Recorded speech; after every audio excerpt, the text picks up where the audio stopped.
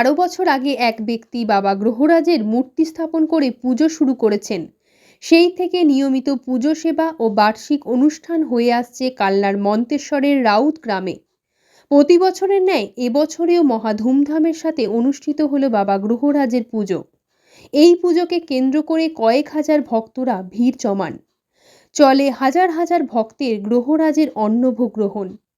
আনুষ্ঠানিকভাবে দুস্থদের শীতবস্ত্রও বিতরণ করা হয়। বাবা গ্রহরাজের পূজারী জানান, বছরে প্রতি শনিবার এই গ্রহরাজের পুজো হয়।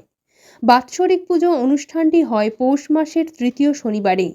আজ রবিবার অনুষ্ঠান ও অন্নভোগের ব্যবস্থা ছিল।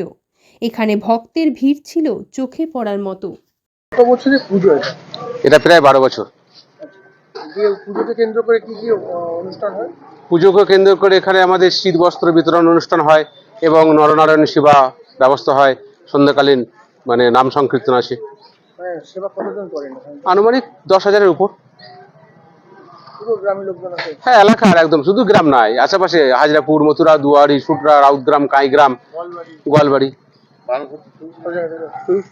আর পুজোর জন্য কিভাবে আপনাদের অপেক্ষা করতে হয়? বাৎসরিক পুজো এটা? হ্যাঁ, এটা বাৎসরিক পুজো।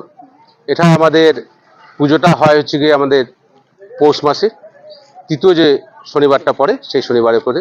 রবিবারটা আমরা করি সকল ভক্তরা যাতে প্রসাদ পায়, সেই জন্য আমরা এই ব্যবস্থাটা করি। কি নাম আপনার? আমার নাম কুন্তল চক্রবর্তী।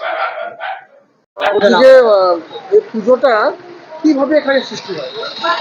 পুজোটা ওই প্রতি শনিবারে এমনি 12 মাসই হয়, প্রত্যেক শনিবারে পুজো।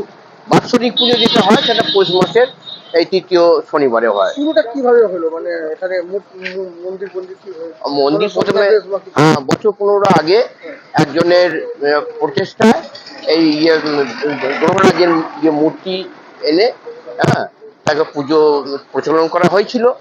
তারপর থেকে প্রতি বছর এরকম ভাবে বাৎসরিক পূজার অনুষ্ঠান এবং নারায়ণ সেবার আয়োজন করা হয়। এই যে সেবা করা হয় এটা মানুষের কাছ থেকে তো মানুষের কাছে মানুষের সহায়তায় হয়।